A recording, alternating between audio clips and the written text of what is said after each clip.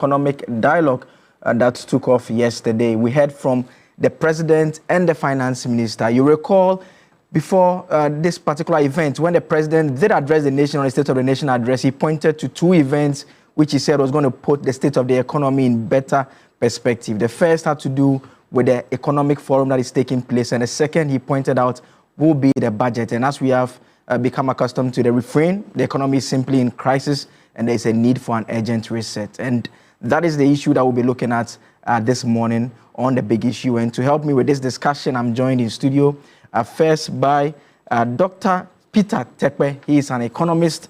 He's becoming a regular over the period. Doc, thank you so much for joining us. Thank you very much and good morning. I'm also joined by Mr. President, not the President of the Republic. Hey. Would you explain why I'm calling you Mr. President? Yes, I have to. If not, there'll be problems. Okay, so explain. Problems. Anyway, good morning to you, Mr. Kable, and good morning to our cherished viewers, especially to the good people of Ketu North. Okay. My people. You are calling me Mr. President. You've been calling me Mr. President for the past 15 years? Yes, 15 years. Yes. I used to be his SRC president at the University of Ghana. Yes, That mutual respect. Yeah. And I remember we were both in the General Assembly, yes, the University of Ghana General Assembly, when you used to deliver the State of the Union, the State of the SRC address. The State of the SRC address. Yeah. And then I enjoyed such sessions. I mean, having very intelligent debaters like yourself. We're always afraid that people like you, Dukopoku Mensah, and the other sharp critics, we enjoyed. I think that it was a good training ground for us. So today, we are confident. Today, we are able to go about our business in national politics because of the foundation that student politics gave us. And that is why when I sit back and I look at how for some years now, we have destroyed the student front with excessive partisanship. These days, you see student leaders issue statements or organize press conference, and it doesn't even carry any weight. I recall, there was a time UTAC was on strike, and we organized a press conference. Yes, I remember. A press conference that literally brought some chaos within the teaching or the UTAC body. Some calling it off, some deciding to go with us, some decided to remain on strike and all of that. But today, I don't think that the student body has that much weight behind their press statements and all of that. We need to, as all student leaders, get back to the root and see what we can do to build a capacity. I think it's a good training ground. And I mean, if you look at some of your other colleagues from Haruna Idrisu, Samuel Okujeto Ablakwa, Mane Buama, I mean, all of them are all these. And all of that. So, student politics is a very good platform to groom the next generation of leaders. That is why it's important for us to... Of politicians and journalists. Yeah, journalists. I hope you will not be in journalism for the rest. Okay. My employers are watching. But that is Eric Edem Agbana. He is the MP for Ketu North constituency, and he's also participating and joining us in this particular discussion. And maybe let me stay with them so that we do a bit of the politics now. And I just want to pick your views on the decision of the MPP not to participate in this particular dialogue. I mean, we've seen some individuals who, one way or the other, one can say that they attributed to the party of so like, for instance, the former governor was there, he participated in it. I saw also another former governor, Dr. Paul Akwa, under the MPP, and she was also present. But the political party, as it's currently constituted itself, the key individuals stayed completely away from it. As a party in power, is it of concern to you that your colleagues are deciding not to participate in such an important national forum? Well, certainly it's of concern to me that the National Economic Dialogue, a platform for all stakeholders to meet and discuss, assess Ghana's economy, discuss the way forward. We will have some key stakeholders like the NPP boycotting it. It for me, it doesn't speak well for them because there is no reason to boycott this particular dialogue. This is a national dialogue. It's a national forum. All stakeholders, people from academia, industry players, politicians, policymakers, traders, and entrepreneurs from all over the country are gathered to look at Ghana's economy. The economy is a very, very important sector. In fact, all other sectors rest on the economy. Your education cannot thrive if the economy is not performing well. Even the religious sector will not thrive if the economy is not looking good. Even issues of social vices will be on the increase if the economy collapses. And so for the NPP to boycott an important economic forum like this, where we are all looking for solutions to the challenges that we are confronted with in our economy, for me, shows them as a group of unpatriotic people. But am I surprised? No, I'm not surprised, because the NPP has a history of boycotting very important national events of this nature. I hold in my hand the 1992 Constitution of the Republic of Ghana. If you recall, the NPP and their tradition stayed away from the drafting of this national constitution. So is it a case that for the NPP and its leaders, when they are not the one in charge, and then nothing should move on in this country? They boycotted even the drafting of the constitution. That's why I'm not surprised that today an important economic forum, one that is being applauded by everybody across this country, the NPP has decided to stay away from it. Again, when the NDC under President Mahama had what we call the century consensus to look at homegrown solutions to the challenges that we were confronted with in the economy back then, recall that also they decided to boycott it. And so the question is, why does the NPP continue to boycott very important national events of this nature? Is it that for them, all year round, it is politics? And so even when after elections, we have to come together as a people to look at nation building, to look at how we can fix the structural challenges in our economy, then you decide to boycott this important event. But I must say that I looked at the representation at yesterday's dialogue. I am confident that with or without the NPP, the outcome of the dialogue will do the good people of Ghana a lot of good. I mean, they can decide to stay away, but that will not stop us from pursuing an aggressive and a paradigm shift in the management of our economy. Maybe they are running away from hearing the facts about the true state of the economy that they left behind.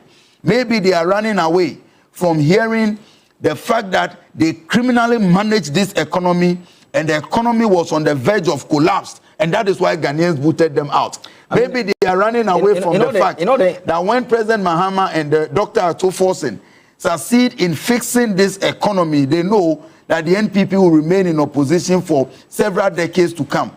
If these are the reasons why they are boycotting, they should come out and tell us, rather than giving all sorts of flimsy excuses about why they decided to boycott. But with or without them, the forum will go on, and we will come out with the practical solutions that we need to fix this economy, and Ghana will make progress. I mean, the instances that you made reference to where they did not participate in, I mean, on the flip side, those are instances that the NDC was in government. And so one can make the argument that, well, perhaps as a party, you do not do too well in bringing your opposition group on board if you are in government. It cannot be the case. I mean, it can be the case because it cannot be the case because what are the reasons? So it is also an issue of why would you, as an opposition, if you are a responsible opposition party, why will you boycott a forum, a dialogue that seeks to bring together experts, critical minds, to assess our economy and propose solutions to the structural challenges that we are confronted with? And so what will be the reason? What is it that the NDC has not done, or the government of the day has not done, that has forced the NPP to boycott this. I mean, one of the things I've heard them make reference to had to do with the revocation of the appointments or the recruitments that were done. How does that? I mean, even relate. I mean, the connection. How does that? How is it even connected? The connection they make is that one of the challenges that you are discussing at the forum is how to deal with the issue of unemployment. So come to the table and make your point. Don't stay away. People have jobs. You've sent them home. So come to the table. Come to the table and make that point forcefully. Come to the forum where there is even national and international media. Sit on the table, sit around the round table, and make that point forcefully if you believe that your point was genuine. Joseph, if they indeed genuinely care about those so-called employees that are being sacked now, why didn't they employ them within the 8 years and they had to wait till after they lost the elections miserably before they appointed people and gave out appointment letters after December 7th? You mismanaged the economy with even an over-bloated payroll, with many ghost names, including the over 80,000 ghost names at the National Service Authority. Then when you were voted out of power and you were exiting, you were now engaged in the business of recruiting your foot soldiers to come and again increase the numbers on the payroll, and you expect the new government that just comes in to inherit that. If they can, I keep telling the young people of the NPP, that these so-called leaders, the likes of Asefua and Co., who are claiming that they are fighting for you, they belong to the group of greedy people. He's my friend. And I know. But he's not on the platform. He's a colleague in parliament. Yeah, but you agree with me that you can't describe all those who have been employed necessarily as food soldiers. You agree with that point? No, I agree with you. Because they are very, some of those who are watching us, I mean, yes, very ordinary Ghanaians. I agree with you. But if you are not ordinary, so let me give you a point, Joseph. Let me tell you something. Let me make my point. Yeah, so let me make my point. Let me make my point. I want the good people of Ghana, especially the young people, who genuinely were employed after December 7th, to know that President Mahama will create jobs. We will use the appropriate channels to employ people. Put in your application, and if you were qualified and you go through the processes, you will be employed and you will work for the good people of Ghana. Why? We are not dismissing people that have been employed in 2022. We are not dismissing people that were even employed in June 2024, in November 2024. But we are dismissing people who were hurriedly brought into the system right after they lost the election. Where lies in the goodwill? What was the intention of the government? That after you've lost power, even without knowing what the philosophy of the new incoming government is concerning how they intend to manage their payroll, you employ people after December 7 and hurriedly give them appointment letters. Let me give you an example. There's a particular institution. I don't know if I have the permission of the CEO to mention. The staff strength before December 7th was 265. Between December 7th and January 7th, staff strength increased to 454. Look at the numbers. And when you knew at the time that you were a political appointee and you were exiting office, then you've lost an election, you decide to employ people, and that is the reason why they claim that they are boycotting. Let me tell you, they have no reason to boycott. They simply do not want to come and be in an uncomfortable position of viewing the picture of the economy they left behind be presented to them. We meet them in parliament. When you talk about the health of the economy and you show them the statistics, the indicators that they left behind, they themselves are embarrassed. Today, why are they not bold enough to speak to the so-called indicators that they kept talking about prior to the elections? I can tell you for a fact, for me, it is a glass half full or half empty analogy for me. And we are seeing that, yes, they almost collapsed the economy, they mismanaged the economy, criminally handled the economy, an economy that as we speak today, at the time they were leaving office, they could not fulfill very basic financial obligations, including even payment for WAEC, so that the results of our brothers and sisters, our children, could be released. But I can tell you for a fact that the NDC under John Dramani Mahama and our finance minister will put in place the necessary mechanisms to better manage this economy. We will come back from the woods. As we speak today, the economy we inherited is one that was on the verge of collapse. These are the facts that they do not want to see, and we'll go into the details, and engage get into the details. The details quite shortly. And you made reference to the glass empty half full. that is an analogy that actually Dr. Amin Adam, the former Minister for Finance, actually used to say that, look, things could have been worse than there's a bit of a sign of a recovery, but we'll engage in the specifics a bit. Let me come to Doc now. Doc, I mean, first, we have just about a week to the presentation of the budget, and we have such a major forum taking place to come up with some of the ideas that potentially could make its way into the budget. And I heard the Deputy Minister Designate for Finance saying that, well, they hope that they can put those ideas in there. Would it not have been a bit more ideal if this forum had taken place a bit earlier to give it more time for some of these to properly find its way? Because with a week to go, I'm thinking that they should have wrapped up key aspects of the budget already. Yeah, indeed, with a week to go, I mean, the budget to a larger extent might have been, completed by now. But just to make a few comments on the dialogue itself and the opposition, that's fine. Boycotting it before I come to this. So it appears that the word politician is becoming a challenge for people to understand what the real national spirit is when it comes to the way things are done, either in opposition or in power. And so the Ghanaians get confused, especially when it comes to certain decisions that they take. So, for instance, the reason that MPP is making concerning, the recruitment for which is being revoked, and you listen to NPP when they were in power, when they came, and the reason they gave, the similar thing happened as well. And NDC also, strongly opposed that as well. And so I'm looking forward to a day where we'll have politicians who will be very objective to say that this is wrong, because they know that what they did was wrong. That's why they condemned it when they were in opposition coming into government. Exactly. Yeah. And so when NDC was in opposition, NDC also condemned it. Now you are in opposition, a similar thing has happened, and you are also condemned. So the issue is that once I am in opposition, everything about the government has to be opposed. But when are we going to evolve from that situation and get to a situation where we say Ghana first? So what is for Ghana? Let's talk about Ghana. So that we'll have people who say, yes, my party is condemning this act, but we did the same thing.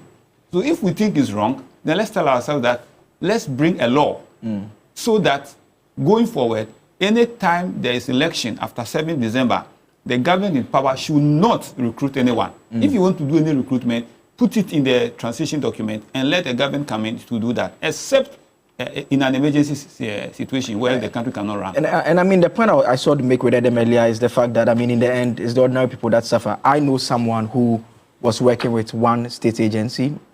He got an opportunity to move to another state agency at a higher grade. And so this is a normal person who has been employed properly. So he applied. He says the process started many months back. It just got completed in November. He started work. He's also been sacked. And his point is that, look, he should have stayed at where he was previously, because now such a person is unemployed. And so in the long run, there's the people who suffer because the political parties, they come and go anyways. And yes, there may be individuals who belong to these parties, but we need to, and I agree with Doc making a point about the need for us to find a more sustainable solution to it. I don't know if legislating may necessarily be the approach to it, but of course. I think that legislation will help, unless the politicians want to now drift from the usual opposing everything that the party in power, government in power does. So, because there are people who have been genuinely employed, who are not necessarily being put in there because the government of the day wanted to just push people in. Because, of course, we all knew that the numbers, were huge. If you have 4 years, and within the 4 years, you have not pushed, and then you waited when... In fact, 8 years, actually. Exactly. And then you waited when you were leaving office. Then you just decide to do that. It's just like, let me punish the incoming government, because... Yes. So the idea is completely wrong. So if it is wrong yesterday, it's wrong today. Yeah. It shouldn't be the case that because we are in opposition, let's oppose it. When we come to power the next time, we also do the same thing. And so that's why I'm saying that we have to manage the credibility of a politician very well. Other than that, the people out there, the message we are sending out there to people is that anytime a party is in power, everything that is done is right. And so, for instance, if you hear the comment about the economy, it's like everything that was done in the past seems to be wrong. And as a result, nothing even took place that was good. But of course, we can't say that everything that happened over the 8 years was bad. Certain things went well. Certain things didn't go well. And that comes to the question that you asked, whether this economic dialogue could have happened earlier. Yeah. Of course, if you look at the purpose for which they want to, this economic dialogue is being organized, it could have happened earlier. But when I listen and you realize that they have tiers where they say they are looking at now, the medium, and then the long term, then definitely it suffices that, okay, there are certain key, takeout that can be made in the budget now. Others will be rolled out later. So that is very good. Okay. And I think that in managing an economy, irrespective of the capacity that you have as a government, you need to bring in all stakeholders. And sometimes one of the things that helps is that when you bring in all the stakeholders, who are those on the ground implementing the policies of the government, it helps you to get ideas from, and this is a basic thing. So if you look at it, for instance, when we're going to IMF, the reason why the IMF we went to was the worst IMF ever we went in the history of this country is that if MPP had listened, because at that time some of their own people were saying that bring in the previous government, some of the officers who were officials who were part in the previous IMF program, and they just bring ideas on board. At the end of the day, it's Ghana that we are looking at. Okay. To realize that during the Senchi consensus in 2014, some of the ideas, the homegrown solutions, were embedded in the IMF program. Yeah. So realize that we didn't have the situation that we're having. But if you go to IMF, and then, first of all, there was a rush in going to the IMF, and then we were happy to say that we have reached a staff level agreement within the shortest possible time. We have signed agreement, but look at what the agreement has brought to us. To the extent that people lost their savings, and we are happy to say that we have done this. It's not good. But if you listen to, you see, sometimes IMF will come with, IMF doesn't come with their own conditionalities. You tell them what you want to do, but they will tell you the benchmarks. If you listen to people, that alone will tell them, oh, we had a forum. We brought in all stakeholders. This is what they are saying. So if you want us to go the way of debt restructuring, this is the impact it's going to bring. And this is Ghana. Ghanaians are saying no. IMF is not coming in to destroy Ghana. At least they will listen when the larger people are talking about. When you go to present it as a politician, they know that it's because of your mismanagement. That is what caused that. Because that is what it happened. Because if the economy is well managed, we wouldn't have waited to the extent where everything is bad. You said there are certain basic things that when the politician does not think about it, it baffles some people. For instance, if you're a human being and you want to go and take loan as a business, when your business is doing well, when you are going to take loan, interest rates, conditions are not as harsh as when you waited and things are bad. Conditions will be harsh, will be tough. So at the time when Ghana was going to IMF, everybody was saying that before the 2022, before the 2023, people were saying that the situation where Ghana is heading towards, go to IMF. If we had gone to IMF at that time, there wouldn't have been debt restructuring. In fact, the finance minister at the time said, we're not going to go to the IMF, and eventually we had to rush there quickly to try and get the situation under control. That's the reason why it's good to listen to other views as well, and that helps you. It doesn't mean that you don't know. The fact that you want to seek views from other people doesn't mean that you don't know what to do. But it's good that even if you know what to do, listen to others as well. Okay. I want us to focus on a bit of the specifics now, and I want us to start from the state of the state-owned enterprises and the joint venture corporations. And I just want us to first take a listen to the finance minister, Dr. Kasiala Tofos, and talk to us about how the numbers look in terms of these entities. Then we'll do some analysis on the back of that. Almost all state-owned enterprises are in the red. Almost all of them are in the red. From the Electricity Company of Ghana to the Agricultural Development Bank. In fact, beginning from the year 2021, 2022, and 2023, you will see that Cocoa Board posed some profit of 2.2 billion in the year 2023. But Your Excellency, this is artificial profit. This profit is because they failed to service their debt because of the debt suspension. And so all the cocoa bills that were due at the time they failed to pay because of debt suspension. Subsequently, this debt still exists, and so we will need to take action to restructure most of the state-owned enterprises. I mean, let's take a look at some of the details regarding some of these entities and how things are being managed. And we need to indicate that, I mean, these are agencies or entities that the state has decided that they have some comparative advantage and they want to engage in business in some instances. Some are also public service providers and are very important. And so you see an entity like the Electricity Company of Ghana doing losses in the range of 5.9 billion cedis. You can also look at Ghana Grid Company. They are doing 86.5 million cedis. And Volta River Authority, again, 380 million cedis. Airtel Tigo Ghana Limited is a company that, I mean, lots of controversy surrounding it. We know that the point was made that the government had acquired it for $1. The former Minister of Communication told us a few years down the line, we are in serious debt. We are in very serious debt. We are looking at 599 million. And these figures that are on the screen now for the year 2023. And if you go back, so Consolidated Bank Ghana Limited also, you are looking at 542 million citizens. So these are the figures specifically for 2023.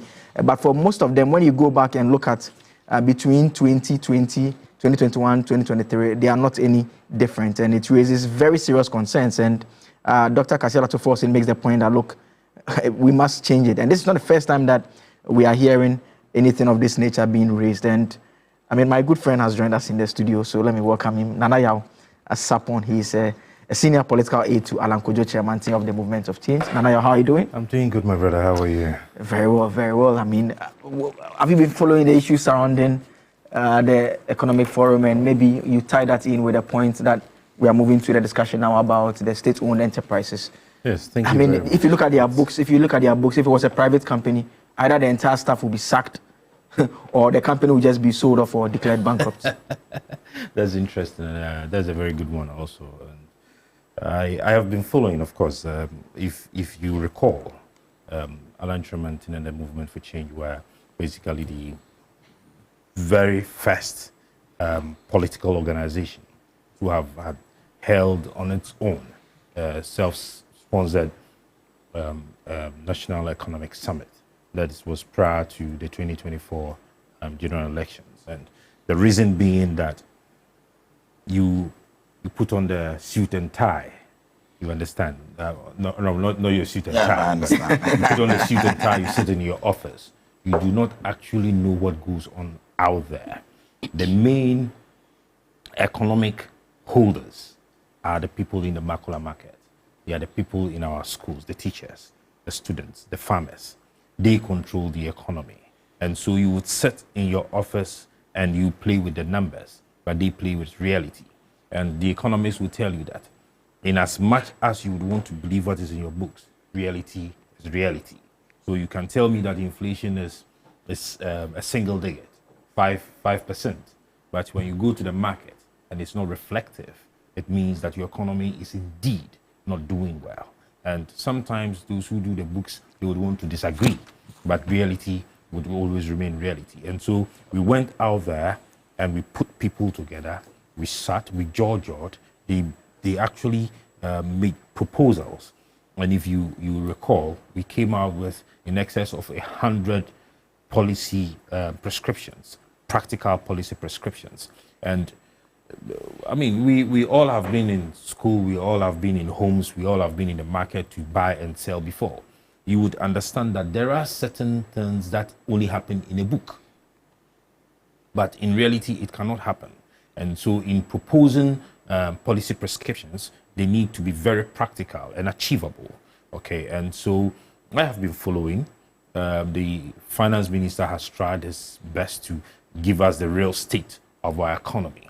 But tell you what, if any country would want to prosper, if any country would want to move into a different realm, what the country ought to do is to be able to take very bold, very, very bold decisions.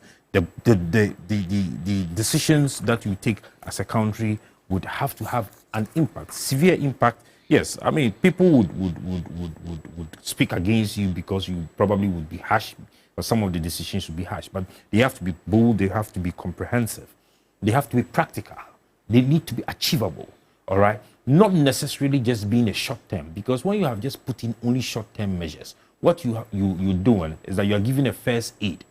Let's assume a child is suffering from cholera, and you are giving the child first aid at home, and you leave the child there. You would come back from your office and the case would worsen. What you need to do is that after the first aid, then you would sustain the child and send the child to the hospital for proper diagnosis, for proper medication. Probably it's not just the cholera. There could be other issues that comes with it. So what we are doing is that he's telling us the state of affairs, all right, and how he wants to get there. But I would also, after following that of yesterday, I would want them to do more of an in-depth analysis. In fact, we are told that there's a closed session that actually took place yesterday, and the closed session will tease out the specifics, all of that, and they would eventually publish what the recommendations are. Closed session. And they will always tell you closed session. At the end of the day, it is as Ghanaians. And I always say that Article 1, Honorable, your constitution, you be my pastor. Article 1 of the Constitution, kindly uncle.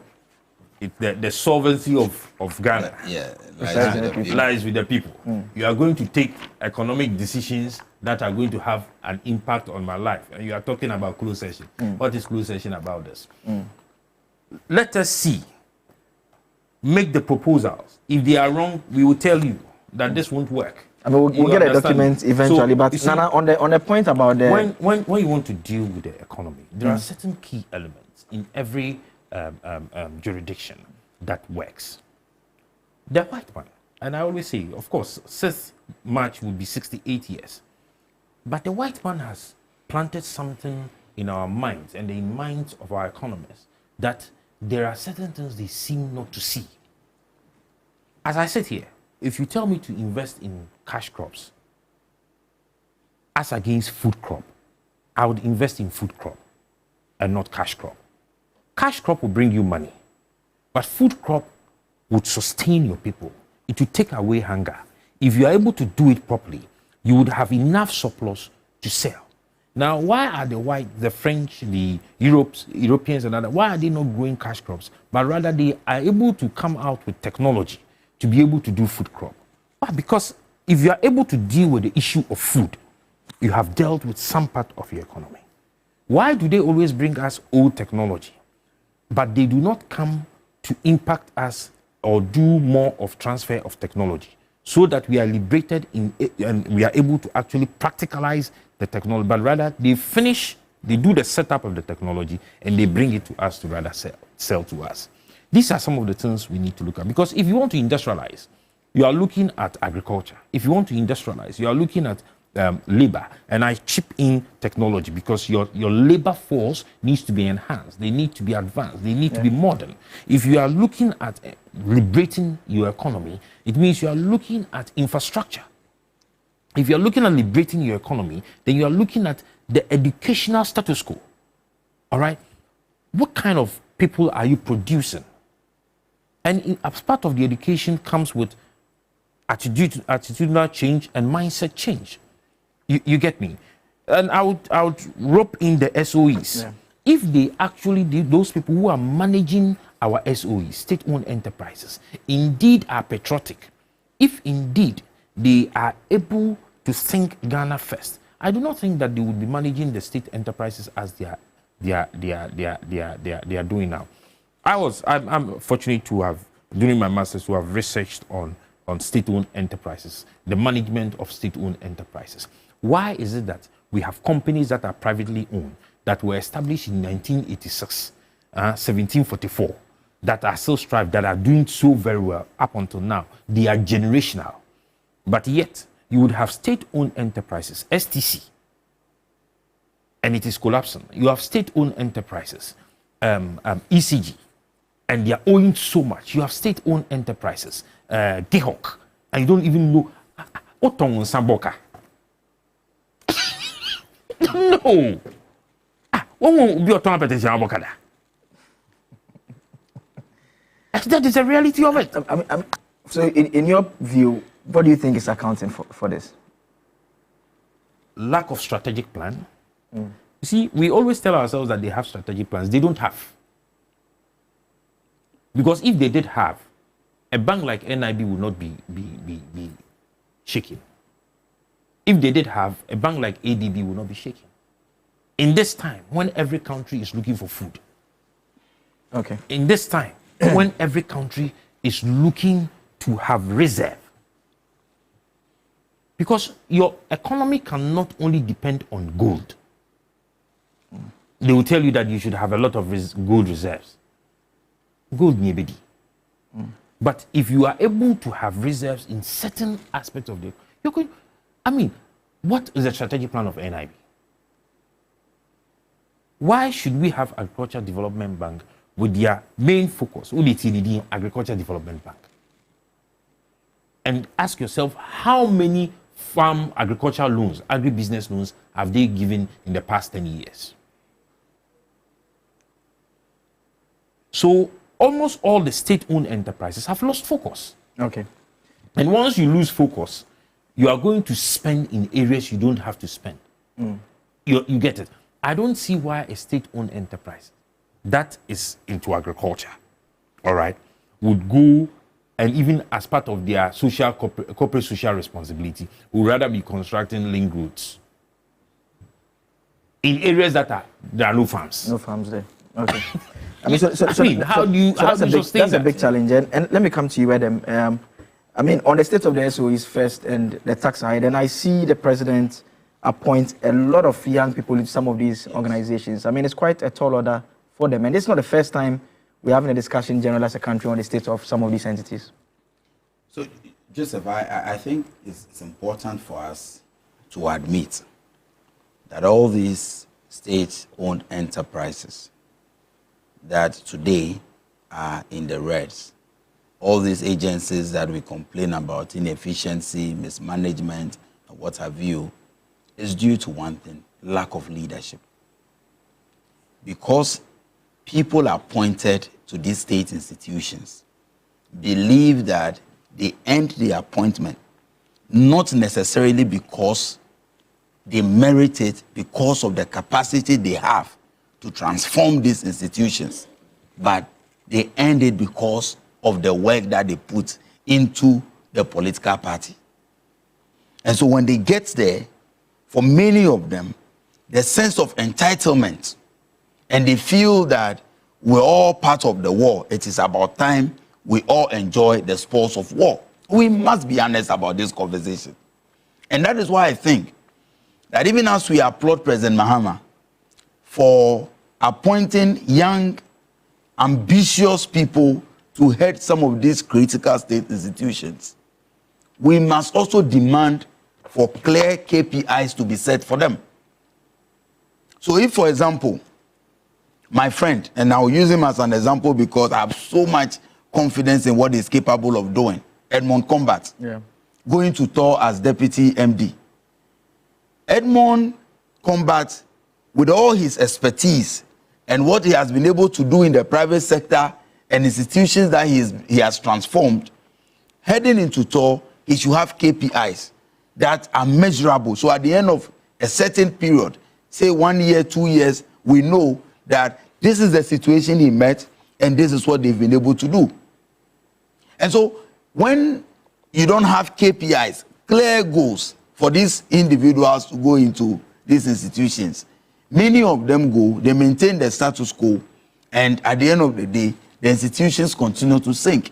We must begin to set clear KPIs for people we are appointing to head these state institutions. Number two is that we also need to have a proper conversation on whether or not all the agencies or all the state-owned enterprises, especially the non-core ones, the ones that are not providing any essential service, must necessarily be owned by the state. Because how reasonable is it that you have an institution like Airtel Tigo making losses, cocoa board, making losses. ECG, and when you look at the situation of ECG, for example, it is nothing but mismanagement and pure thievery, corruption.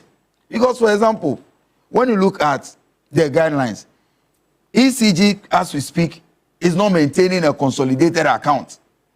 You have from the last audit report, several accounts with different banks, and all these accounts, there are many shortfalls in accounting for some of the revenue that gets into the account of ECG, when indeed the law, the guideline is that maintain a consolidated account for proper accounting. And nobody gets punished. We talk about it, and those who manage the place, those who mismanage the place, they will go home and enjoy whatever they have looted, and nobody is being punished for it. I think that the reset agenda, which President Mahama is committed to, must begin with our state-owned enterprises.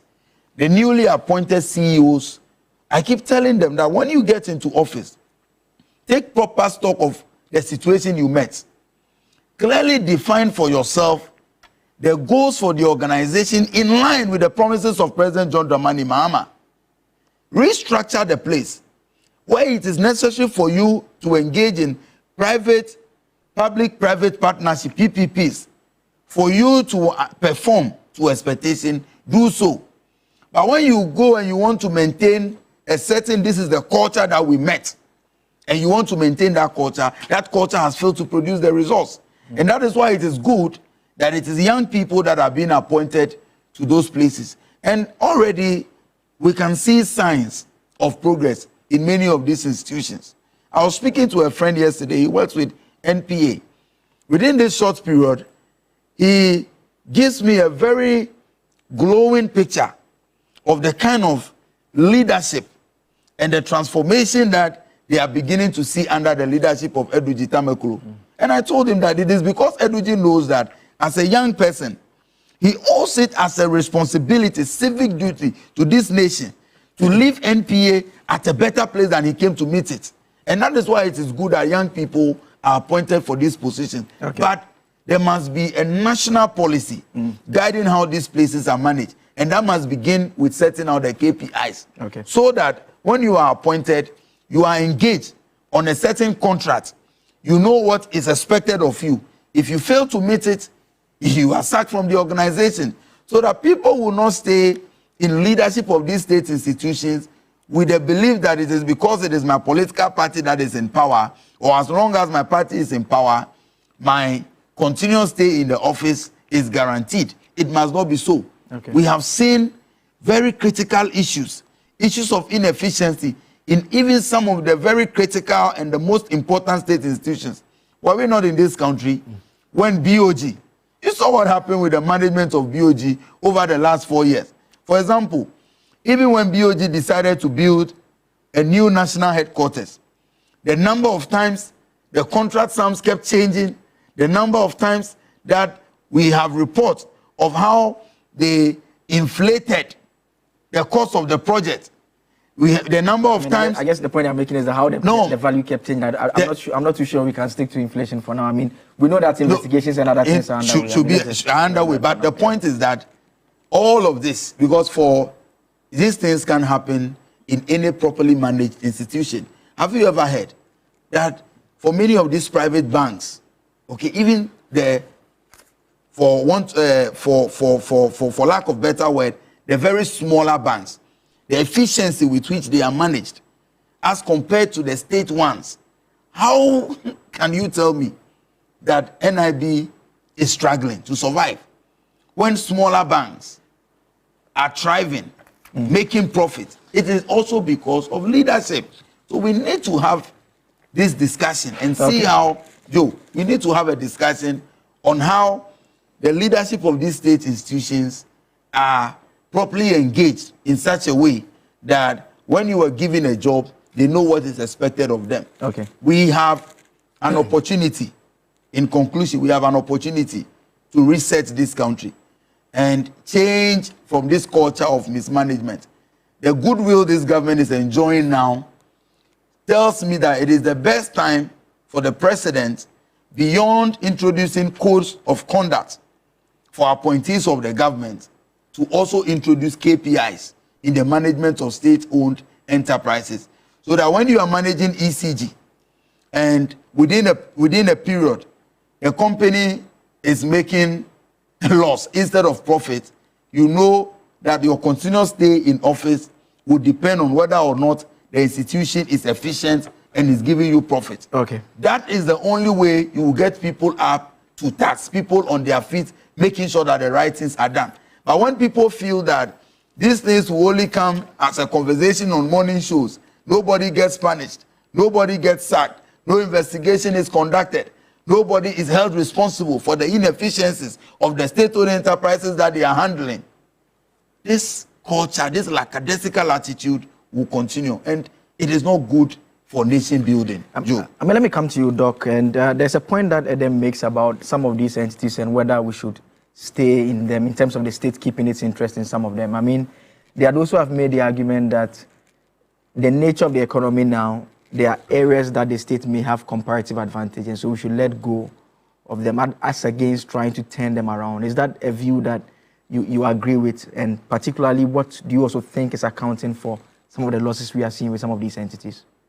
Well, to a large extent, yes, I agree. But the issue is not the people who are appointed, but political interference. Look, put the best person in leadership in any of these state institutions, he will fail if political interference continues. Because, I mean, if you look at institutions like Cocoa Board, TOR, you know, when President Kufuor came to power, there was TOR recovery levy to recover TOR. Every Ghanaian was made to pay. Every effort was made. So the problem is political interference. So go and put whoever there, because these same institutions have competitors in the private sector. Look, post-DDEP, when all the banks lost it, 2023, 2022, there was a serious challenge. Just after, go and check all the banks, how much profit all of them made. Huge profit. Are the other state banks not operating in the same country? I'm wondering if the loss for CBG is indeed correct. Because if you collapse banks and you brought them together, the reason why you collapsed them was because of non-performance and other issues. And you brought all of them together to form another bank. And the losses that they are making is getting worse. I mean, I'm just hazarding a guess. I mean, potentially, we don't know. I mean, we know they took on the assets and the liabilities as well. We don't know maybe whether they have those on their books still. I don't know that for a fact for now. So that one is being managed. Yeah. So we are looking at their loss position, the operations. Okay. And so sometimes too, when we put out these figures, the disadvantage we have is that you are driving investors away. Because if you put out a bank that's making such huge losses, who would like to go and put his money there? So we have to know how to manage some of these. It's not everything that we have to put out there, you know, because there are several reasons why they are making losses, and that needs to be known. Again, and he talked about Etatigo. Their competitor, MTN, made over 5 billion cedis net profit. 2023 it was 3 billion, almost 4 billion. 2024 it was 5 billion plus after tax. Before tax was 7 billion.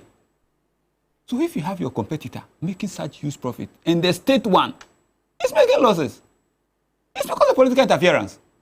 Other than that, are we saying that there is nobody that can manage? You go and give Etatigo to a private person to manage and see whether they will not make profit for the following year. I mean, if you pick an entity like ECG, they basically don't have competitors, strictly speaking. So that is, again, political interference. Go to ECG and ask, and they'll tell you the wastage in the system. It is not that the managing directors who have been appointed are not good. When the previous one, Dubik Mahama, when he went, he was performing well. Until all of a sudden, we don't know what happened. One reason why he resigned. Exactly. Exactly. One of the reasons why he resigned, because it's like... They didn't even offer the reasons for his because resignation. there was no reason for his resignation, though, but you realize that there are certain things he can't come out and say. You can't come out and say that. You In other understand it? jurisdictions, you manage a state institution. If you are resigning, See, I believe you owe that it a duty to tell the people why you are resigning. If not because of the challenges that we had with PDS will have been making profit by now. Because they came in. Other than that, if it is not sustainable. I remember the initial period, the revenue collection really improved. Yes. And so then why is it possible with private firms? Exactly, that is the point. So when the state it's comes because it's been politically managed. So there are certain things they can do. So for instance, look, procurement breaches and lapses alone in our state institutions is the number one cause of these institutions. Go and check. The same material that they buy, let a private person take charge. What they are buying that is, let's say, 1,000 Ghana cedis. The same thing will be bought less than half of that. So many issues, and then they will tell you that so sourcing. Because they know who they know who they want to give it to. So the problem is not the persons or the personality. The issue is the interference for which those who have been appointed, hands have been tied. So there's nothing they can do. Until we do that, we will not. That is why I agree with Honorable that some of the institutions leave it out, give it out.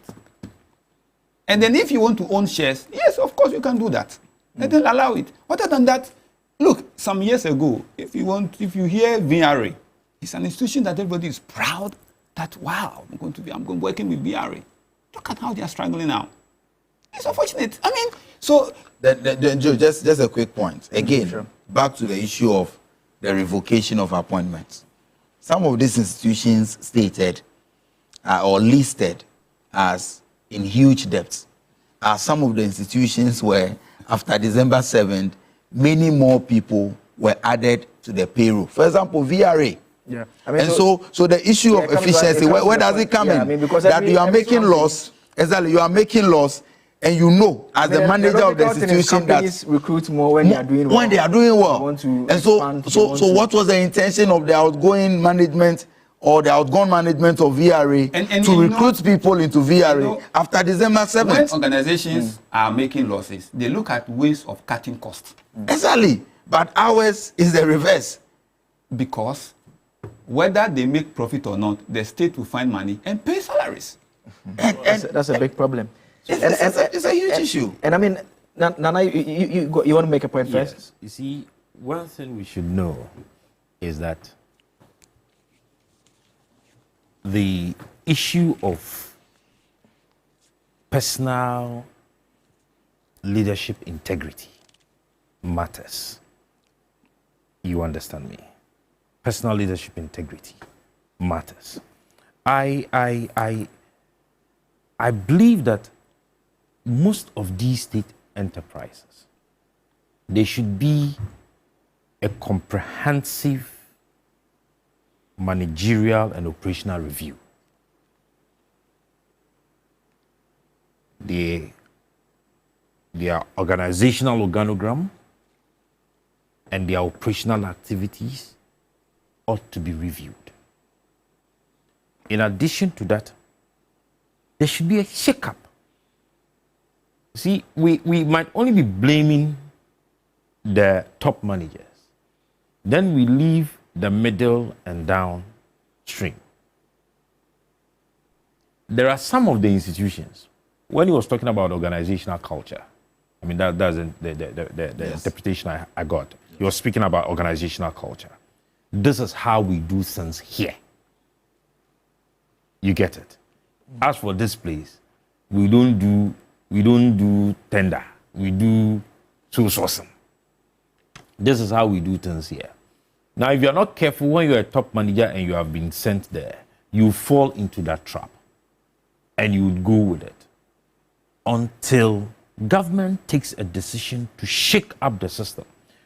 No, how can somebody be in a certain position, a certain office, for 15, 20, 25 years? What are you doing there? You understand? When there is a change, a complete shake-up, all right, people would begin to set up. Okay. So you don't only develop expertise for one side. There are specialized areas, we agree. Even with that, there are times that you just need to change management. And so that if people are sitting on tents, this is a Ghanaian language. Yeah. They will be exposed. Okay. And then it will give you the way. See, Ghana's economy has gotten to a crossroad. That is what we should understand. We have gotten to a crossroad. All sectors of the economy, we have gotten to a crossroad. And we need to take that bold decision to be able to hold it well. Okay. And Nana, just I'll stay on you just to take the conversation a step further now. I mean, the bigger point that the president made quite strongly had to do with the structure of the economy and the fact that we are largely import-driven. Our exports are not doing well. The finance minister gave some additional details, and he says that the economy is dominated by primary products with limited value addition. So if you look at the top 3 exports, we are looking at gold, crude oil, and cocoa beans, accounting for 85.1% of the country's total exports. I mean, if I pick my primary school social studies, in terms of solutions, they will tell us that we should add value before exports. Yes, of course. We are supposed to add value. And in that fact, is the former president said that is the we only... were running a Gettysburg economy that was going to be changed.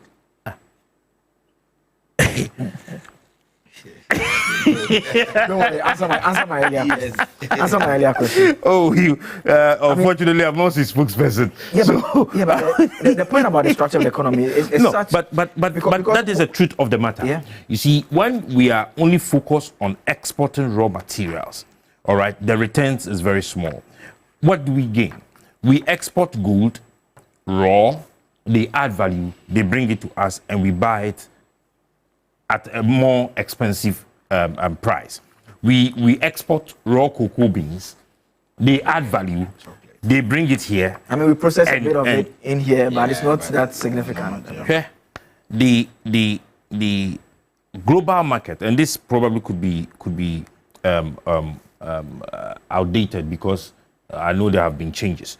The global market for garment and textiles alone, all right, is estimated at 1.5 trillion.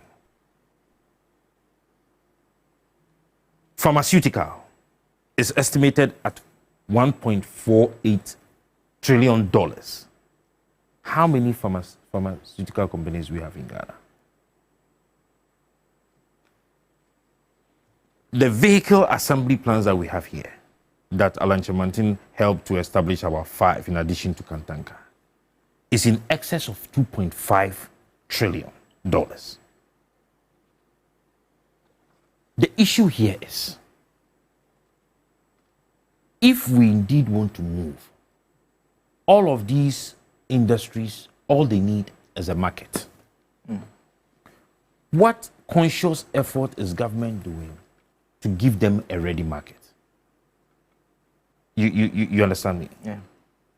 If I assemble cars here, and Ghana Police Service, Ghana Education Service, Ghana Health Service, the presidency, they want to buy cars, and they do not see any of these cars that we assemble in Ghana, but they only see cars in Dubai and in Japan and in South Africa, do you think that we can move forward? We need to put in efforts to give access to these people. Rice production. You know how much we spend in importing rice? 1.5 billion. Yes, dollars per annum. Meanwhile, we have processing plants here, the mills, they are here. But you know why they do not venture to expand? Because there is no market. People are not patronizing. Meanwhile, government says they need money. They want to cut down importation. You are doing school feeding program. You have secondary schools. You have tertiary institutions. You have government agencies that provide lunch for their staff and all that. Are we not able to put in a policy, all right, with punitive measures anyway, that will say that heads of institutions should not buy imported rice, but rather to go to these local enterprises and buy the rice from them. We have Gihok distilleries here. We pay, or I was all the entertainment allowance. MPs don't take entertainment allowance. You go to state functions. Yes. All right? And you will not find Gihok products at state functions. And yet we say they are not making profit. And they produce even water and all those things. They produce water, they produce everything. Yeah. All right, we are talking about the telcos. All the ministers are using MTN. All of them. Go to the security agencies. They are all using MTN. I mean, they are using the private companies. I mean, I get a point. Private companies. Yeah. Now, meanwhile, we have a state-owned telco. Or we have a telco that the state has so much shares in it. That can equally provide that same service. Why do we not push them to provide us those services so we pay to them? I think that our economy lacks that entrepreneurial strategy and drive. I mean, Adam, basically, if you look at, and I've just been looking at the Senchi Accord. Yes. I mean, basically, some of the structural issues that we are raising around the table, the president raised, the finance minister raised, they found expression in that document. And one will ask the question that you, the politicians, you know about the structure of the economy only when you are in power. No, I think that I would disagree with you. I think there's a big issue or challenge that we have, which has to do with the issue of continuity. Recall that under President Mahama, when he was president between 2013 and 2017, government of Ghana spent so much money to put together a national development plan by the National Development Planning Commission, the NDPC. That 40 years document, get back to that document. Sector by sector, every issue, every challenge was identified and the appropriate solution preferred in that document. But a new government came into office and decided to run with a different agenda, the so-called Ghana Beyond Aid, which rather sent Ghana on its knees, begging for aid. We had a senior minister at the time telling us, he told the people of Ghana that he doesn't believe in a long-term development agenda. And so they came with a different plan. So we have witnessed shifts in the approach to the management of the economy. But for that Senchi document will still have been extremely useful today. But Joe, all hope is not lost. Now we are identifying the issues. And I'm saying that the best way to lead this conversation is for us, especially the policymakers, to lead by example. For example, I come from a constituency where, as a district or a municipality, we can be credited as a district that produces the most rice or the highest in terms of quantity and quality.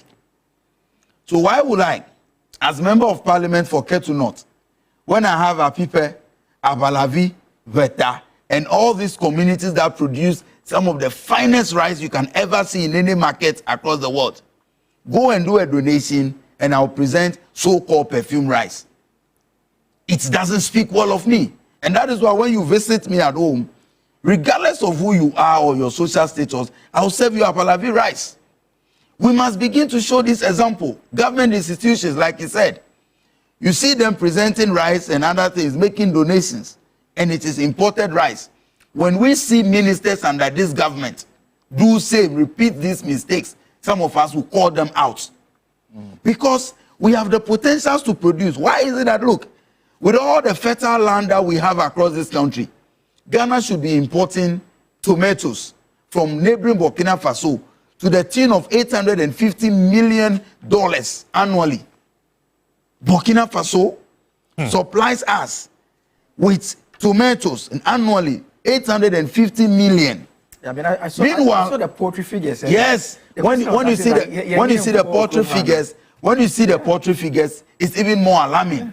And we have that for other sectors. And that's why I've said that, look, there are many young people looking for jobs. And so, for example, JM's Akukon Kete that the NPP tried making mockery of, we can turn it into something good. I have decided that in my constituency, we will pick up 50 young people, set them up with poultry farms. So after the first year of the 50, whatever they generate, we support and do for another 50 or more. It is the only way you can increase local production of poultry so that the importation will reduce. Where we are today, look, we can have all the conversations about the economy, but if you don't address the fundamental issue, which is the fact that your exchange rate will continue to expose you because the more you import, all that you have gathered locally, you are sending it in order to import. Look, garments. Today, I can tell you many young people are sewing beautiful suits, beautiful kaftans. Thanks, Alan. So why do you have to travel all the way to go and buy suits and all of that? Even tie, like the one I'm wearing, was made by a young Ghanaian. I can, in all humility, walk into a shop and afford one of the designer ones. But the only way to encourage young people who have, and that's why I said that it may sound boastful, but some of us believe that as leaders, we must live by example. So you see my watch that I am wearing, locally made by a Ghanaian. Oh, it looks yes, the last time we met, you promised, you made some promises. So yes, caveman, and I wear it. I'm just reminding you. If you see the shoe I'm wearing, maybe I can also afford a designer shoe with all the popular brands. But the only way I can show commitment to these young people who are struggling, despite all the challenges, to build their enterprises is for us to patronize from them. Look, the challenges we have, we created them. The mess that we find ourselves in, created by the Ghanaian. But we have the power to bring about the change that we need. And it must start from us. And I'll plead with you in the media that start adding your voice so that we look at how we can empower young people, build our economy to be self-sustaining. There are many things that we import that if we have proper leadership, especially in the agricultural sector, as we have now under Erikopoku, we shouldn't be importing. Okay. I believe that it is about time we take a good look at the things we can produce here, produce them, support the young people to go into various enterprises so that at the end of the day we can expand the economy. I see hope, and I must say, in conclusion, that listening to the finance minister yesterday, and when I listened to President Mahama, my hope and belief in this country was renewed. I believe in the next 4 years, Ghanaians will see pragmatic and a paradigm shift in how our economy is managed. And for the first time, economic indicators will not only be figures on paper, but it should be something that will be filling in our pockets. Okay. I mean, Doc, the issue of the turning around and cutting down on imports, I mean, we may not have a good advantage in terms of doing well export-wise because of how the international market operates, but we can definitely try to cut down on our imports. And I mean, the point that is often made is that some of these locally made products are also quite expensive, obviously because the state is not helping enough. There's the issue of unavailability of resources, among other things. I mean, how do we navigate all of this to ensure that we take advantage of what we have, but also we make it affordable for people to be able to acquire them? Thanks. Well, so for instance, on me, I am a practicing scholar. So apart from academia, I believe in what the real solutions are. It is not that we don't know what to do, but the boldness and the courage is not there. And so you have a president who has 4 years mandate, and he's looking at decisions that he has to take in the interest of Ghana. And then he says that he has to blend the political focus, as the political party which he's in, with the national interest. And so there are certain decisions he's unable to take. Look, if you look at an industry like the agribusiness, for instance, agriculture sector, and you are taking vegetable oil, consumption oil, Ghana has a land that can grow a lot of palm. The annual consumption of palm oil in this country is between 250 to 300,000 metric tons a year. A year, yeah. Consumption, just for when food. you put all the plantations in Ghana together, they produce 50,000. 200,000 is imported. We are consuming. We have land that can grow palm. Why are we not doing it? And if you don't do this and you say you want to stop importation, you can't stop it because you don't have the capacity. Because we even risk food shortage. Exactly. Yes. That is why when the dry spell happened, we have to import food and store. Yeah. Can you imagine? So the issue that is being discussed, for instance, at the Economic Dialogue Forum, it's not about what is being said there. Are we ready to implement what is being said there? That is what is important. Yeah. It is not what, because what is being said, we know. So we don't even necessarily need a forum to do that. But it's important because we need that forum for us to know what is happening. But if we go and talk, discuss, and then we put it aside, and then we don't do anything about it, it will not. So for me, I'm looking forward that all the things they're talking about, they will set timelines. That this is what we want to do this year, next year, the third year, and then the fourth year. Then we can now have a benchmark. Other than that, we will not succeed. Because if you want to stop importation of rice, you don't grow enough rice to eat and say you want to stop importation of rice. Also, you have external forces pushing you that you have to buy my rice because what I'm giving you. So one of the fantastic policies was Excellency Nana Akufo-Addo. But the issue is that when we say the things that we talk about, do we understand what it is? If we say Ghana Beyond Aid, do we really understand Ghana Beyond Aid? You see, if you are not tough on yourself, you can't. So if you are saying that all our schools, senior high schools, there should be no way they should feed them with any imported rice, we will find a way to grow rice to feed them. I mean, we've seen some countries do that, do the tough way, and so, people are being forced to now settle on it. And sometimes they talk about the taste of the rice and other things. I have been to some East African countries, and I didn't like the rice, but that is what is basically available. Look, let me tell you, I grew up slightly in Asuchari. I mean, very Tondena. Yeah. That's when Asuchari. I know that there were lots of rice. Exactly. There. So in my hometown, that is Somenya, in my hometown, just close, Asuchari rice. Those days was the best rice we were all eating. Everybody was eating. It doesn't. The taste doesn't matter. Everybody adjusted to the taste. Yeah. So it was good. All of a sudden, we have seen a light. We have seen it. So everybody is now thinking of perfume rice. So even when you want to buy rice for somebody, the particular brand, if you don't buy it, the person thinks that, why? What does it take me for? Why do you go and buy me this rice? So we have grown. We have come so far to the extent that, I mean, we have been so accustomed to importation to the extent that even when we have the best in front of us, once it is not imported, we want to ask, where is it produced from? That is a challenge. So if the president wants to reduce importation, then he has to be intentional about what he wants to do. I keep using the word intentional because we cannot succeed if we don't deliberately roll out policies that will benefit the nation. Other than that, we will be saying all the fine things that we know in our head and what we have learned. It will not yield any result because we don't have the political will, the boldness to roll them out. I mean, Adam, political will, and that will be your final take. I think that we have the political will now, and the conversation is just the beginning. having all the stakeholders on the table and approaching it from a non-partisan angle is the right beginning. And that is what we are seeing with this dialogue. People from academia, former appointees of the NPP government, and people that we have known as experts when it comes to issues of the economy have been assembled.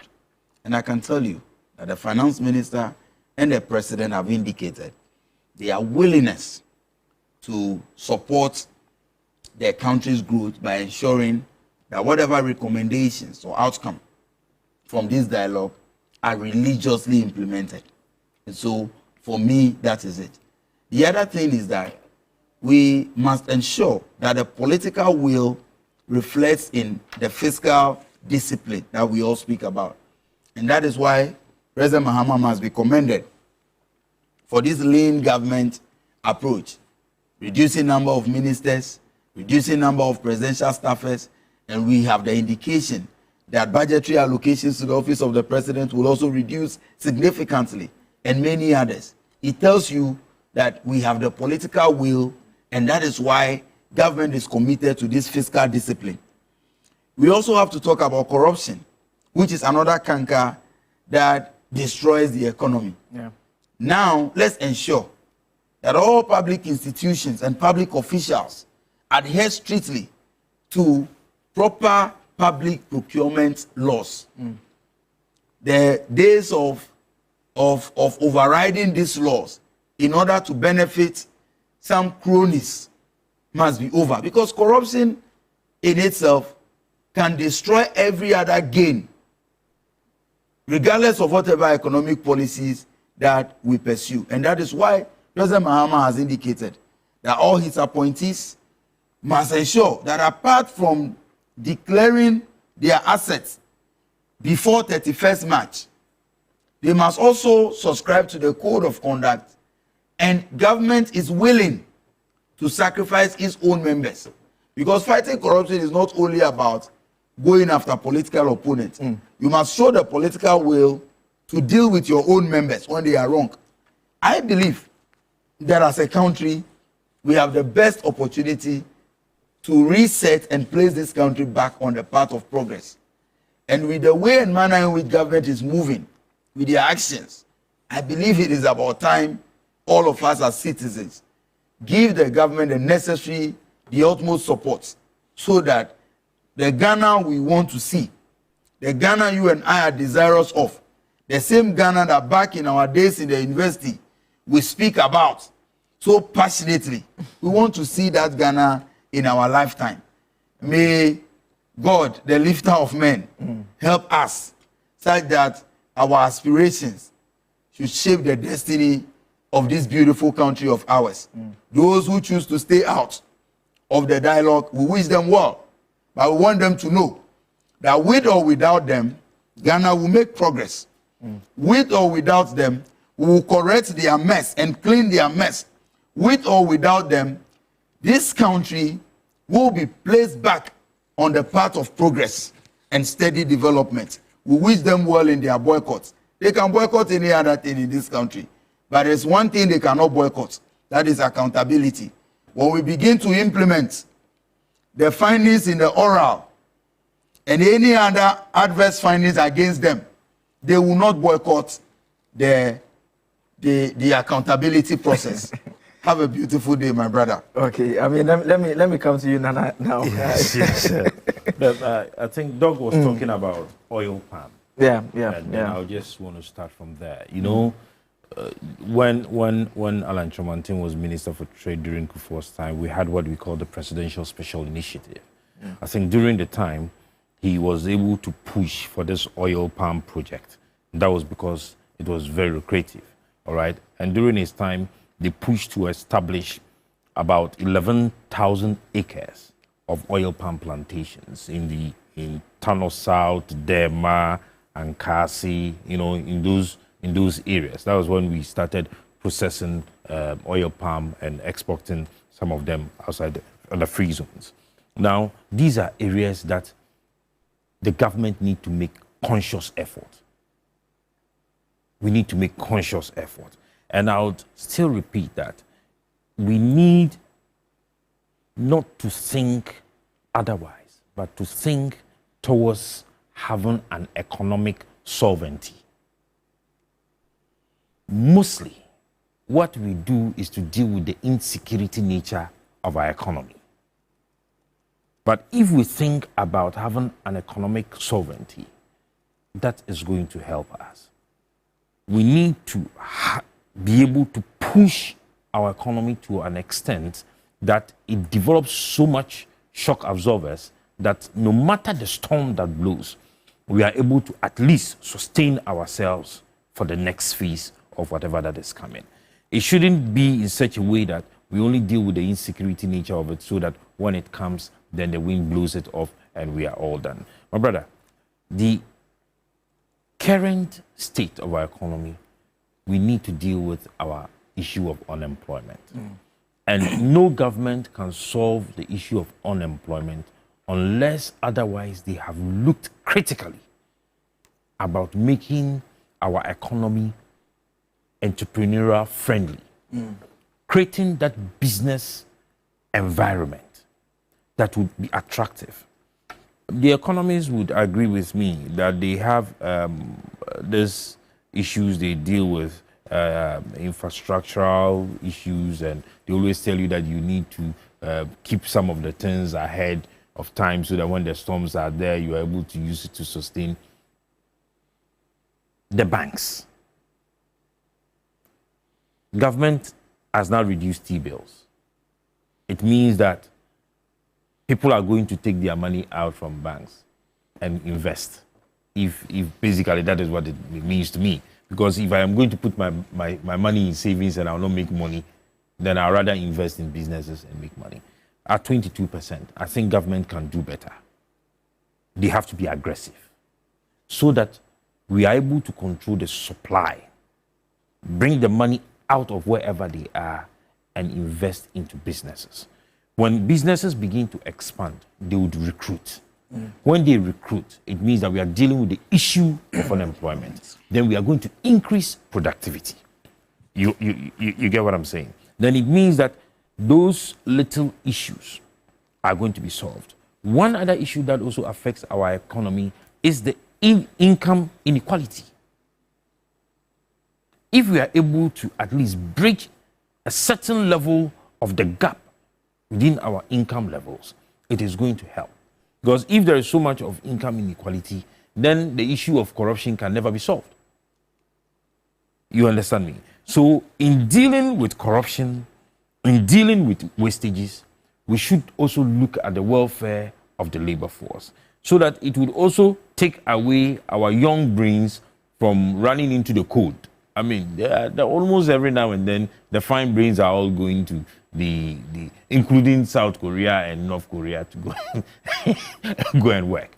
Meanwhile, there are job opportunities right here in this country. Agriculture should be a focus. You cannot have an industrialized economy without agriculture. Okay. In dealing with our agriculture, it means that we have to have a critical look at our environmental issues. Okay. That is bringing in the aggressive way of solving the galamsey. Okay. I mean, thank you very much, Nana. So, Nana Yao Sapon is a senior aide. Late and you are just looking at me. I don't want to talk. Next week I'll come early. No, it's not a problem. Adam, we were not invited to the economic summit. No, the Great Transformation Plan. We gave you a copy, but you didn't invite Movement for Change to the economic summit. Oh, as a political party? As a political organization. We'll check with that. If it is true, apologies. I mean, you are not the secretary. Because maybe we are seated here. I'm telling you. We are telling you, you check. Check from where. But you should go. You should go. I can get you a ticket this morning. No, but ticket. It's proper formality. You should invite us. For the national interest, sometimes we can sacrifice the bureaucracy. Whatever you are going there to discuss, we have discussed before. Yes. So understand me. That's why we presented a copy to President Mahama. Yeah. All right. We're talking about the national service personnel, pushing them into the 6 months military to instill discipline and other things. It's all from here. Looking at because I know President Mahama debt management and everything. Has so much respect for Mr. Alan Chamanten. Of course, because we are one of the finest political brains So in this country I know that you. is able to manage the economy. And it's good you tap in no problem. from So the wisdom that we have. It would help for the betterment of the country. We'll see how that one is dealt with. So that is Nanaya Sapon. He's a senior A2 Alam Kojo chairman. And just in case you're wondering why he was talking about the movement not being invited.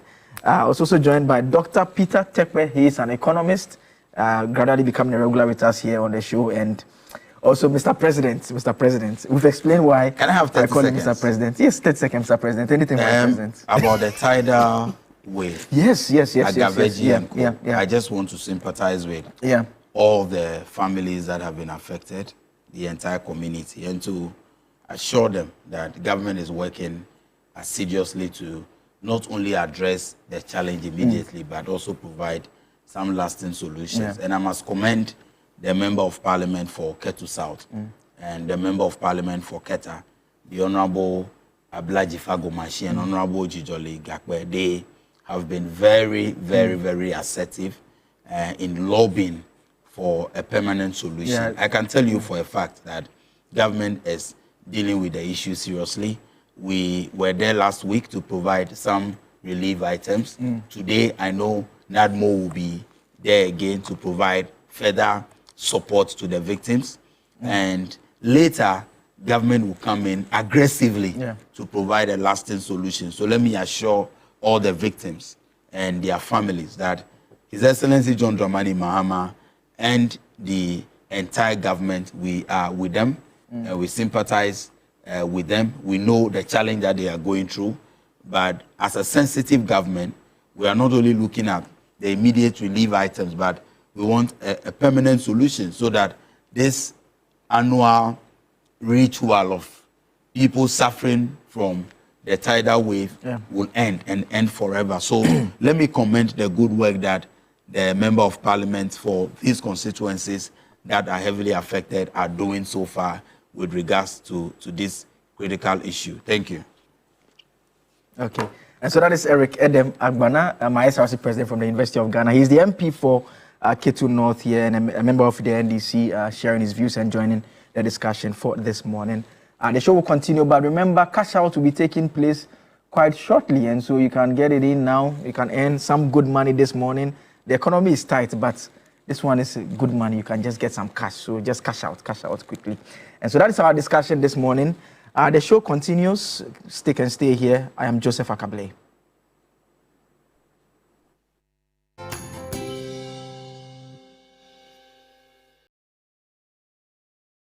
Based on a recent survey, more than 52% of Ghanaians agree farm animal welfare is important.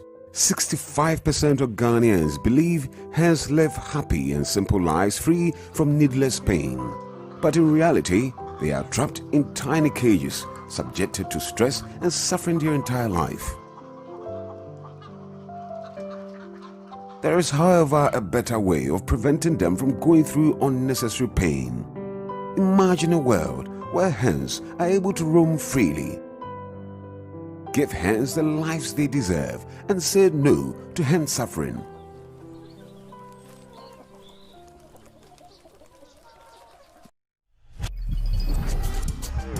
Download OneXBet app and enjoy the variety of sports anytime, anywhere.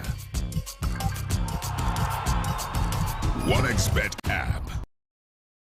At the heart of the game.